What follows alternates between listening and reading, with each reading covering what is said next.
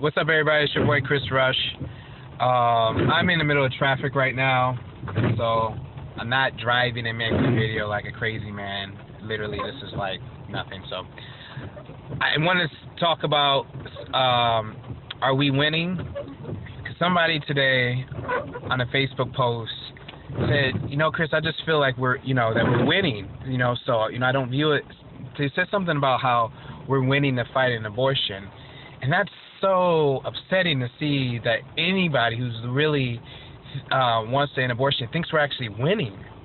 And I'm not trying to beat that person up, but I just want to kind of clear the air that the reality, ladies and gentlemen, is that we are not winning right now. You need to wake up out of apathy. We have 3,000 children that died today. That deserves weeping beyond our comprehension. That deserves weeping like crazy. Every day we're losing 3,000 children. How are we winning? Until that number's not even cut in half. It's just every day that's the average number that we're murdering in the womb. Okay, right now I'm gonna just be real. Right now we have a sleeping church that's not talking about abortion. So most churches aren't talking about the issue and actually getting their people to begin to pray about it. We're not filling prayer meetings with this topic. We're not filling our church services with the topic and praying. And then on top of it, to add to that, we're not actually doing anything against it that's directly against abortion. We may be giving some money to a pregnancy help center, but we're not at the clinic. We're not in the culture. We're not figuring out ways to promote life and get out there and put the message out there. No, the church is still the abolitionists right now we're still trying to say, church, come on, wake up. If the church is not woken up yet, we're definitely not winning. We also have a political system that totally ignores this issue now. I listen to conservative radio. I listen to the right. Now, I'm not even talking about the left. The right. No one's talking about abortion. Every now and then somebody would say something, but nobody's actually talking about ending it. No one's actually discussing it. It's about ISIS. It's about Obamacare. It's about certain things, the border, but it's no one's really grieving. There's no really national debate anymore about the topic of abortion, and the GOP leadership has declared that they're not really going to focus on that anymore because they don't believe it's going to gain them any more votes. So let me see. We have a sleeping church. We got a political system that is against it. We have a culture that isn't really much engaged, and we still have babies dying every day in mass numbers. We are losing this battle.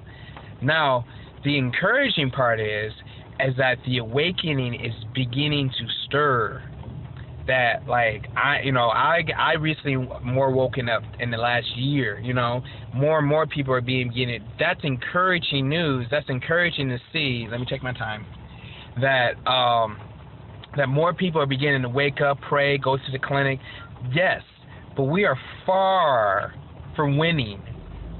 God is going to have to do some miracle working power to see a culture shift. And so I just want to say that when you realize that we are not winning, when you realize that we are so far, it actually produces more work. When I went to the clinic on Wednesday and watched 3-4 girls go in, I wanted to send more emails. I wanted to make more phone calls. I wanted to raise up more money. I wanted to get back into this society. It produced, because I realized we're losing. It made me want to fight harder to gain more ground. If you have a false sense of we're winning, it can create you need to have a crazy, oh my God, we're losing, and it should produce a work ethic that can match that. But if you're thinking we're actually gaining ground, you're right. You're right. The culture is not even no. And so, ladies and gentlemen, we are not winning this battle. But the good news is God will win. That's the good news. God will win, and that those days are coming soon. But we need to partner with Him. Start going to prayer meetings like crazy. Start praying I need to pray more.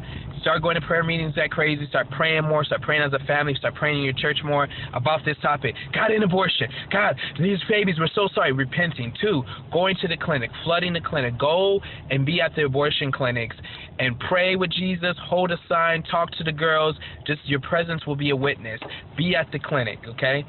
That's going to be a huge sign if we're even beginning to wake up, if anyone shows up. 3, get loud. Facebook, YouTube. Help us get billboards, radio show, plays. Get in the culture. Go out. Knock on doors. Pass out things. We got to get into the culture to wake up the culture. 4th, demanding from the politicians to no longer compromise with abortion. And the pro-life movement is still doing that. The pro-life movement still is going to probably endorse whatever Republican Party person they give us, regardless if they have a rape exception, regardless if they support wheat bans. We're so apathetic. So get what I'm saying is that when we do those things, then we can begin to take some more ground. And even when we begin to take some ground, we're still not winning. Ladies and gentlemen, we're not winning, but we will win. Chris Rush, Mayor of Whoville. It's time to abolish abortion. All hands on deck. AHA, let's get it. Talk to you later.